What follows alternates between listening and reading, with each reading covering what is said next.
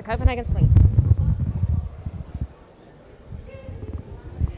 Our in-house expert, Mark Linus, has had to go back to the negotiations where he's trying to help get 350 parts per million back into the negotiating text because it's accidentally gone missing. And so instead of having our friend Mark Linus, we're going to have our researcher, Nick, who's a very talented young man.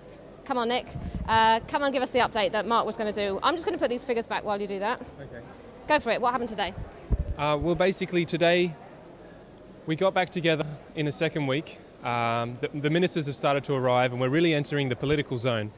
So the EU met on the weekend and France and the UK tried to propose a closing of loopholes for forestry.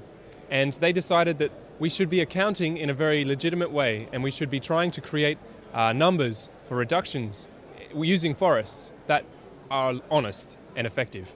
Okay, that didn't make a whole lot of sense. We don't want to cut down the trees because that would increase climate change. UK's saying what? The UK is saying that's a good idea, but some countries in the EU, such as Finland, Sweden and Austria, are saying that we would like to create our own accounts, which might actually bring the EU back and not allow real emission cuts to occur. So we're talking about having countries create their own dodgy accounting, which allows them to not actually cut emissions, but actually get money from those emission cuts that they make up. It's complicated. You mean they don't cut down their forests, but they do get paid? They do cut down their forests, and they get paid? Exactly. Or they pretend they've got more forests than they actually have. They don't cut them down because they never existed, and they do get paid. It's basically dodgy accounting. That's all you need to know. Who's next? Other than that, we had Japan say last week that they were not interested and they were strongly opposed to a second commitment period in the legal text. So Japan actually is definitely moving back in terms of where we could be going forward. We need a legally binding treaty, and Japan's saying they're not interested in where the law is at. They're very much interested in the more aspirational ideas, whereas Africa was saying we want real legally binding ideas, and they're trying to bring their group forward. But Japan's bringing their group back with allies such as Australia and Sweden, and basically Japan's legal idea is saying that we will only agree to something and negotiate during a process that favours our interests, whereas Africa is saying we'll only support something that supports us. So actually very little happened today at all. When you say legally binding, what do you actually mean by that in terms of emission cuts and solving climate change? Legally binding means basically that they don't just make it up and say, I will do this, and they may be able to avoid it, but they actually get to find ways of making sure emissions cuts actually occur. In the Kyoto Protocol, which is the legal text, this is basically using numbers that they have to find, and now if they can't do it inside their own country, they're going to have to pay a lot of money for someone else to help them. Cool, we're actually going to be talking a lot more about forests, which was all this stuff, tomorrow, because we're having a whole forest day. So let's move on. What else has happened?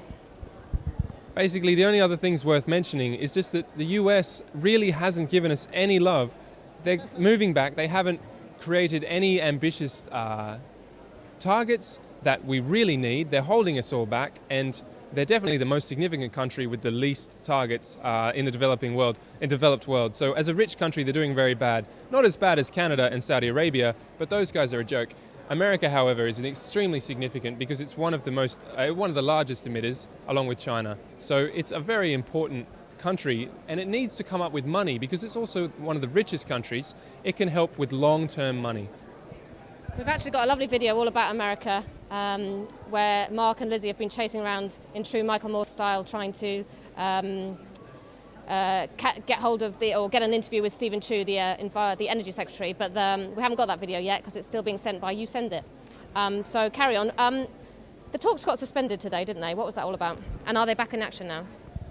They've only just resumed. That was basically because rich countries want to see a new text that includes a lot of ideas that they've invented and they want to own, whereas poorer countries, such as African countries and countries in small island states, are very much interested in the existing text, which actually protects their rights at the moment and will continue to do so from the end of this conference. So how much time did we waste today with the suspension? Well, all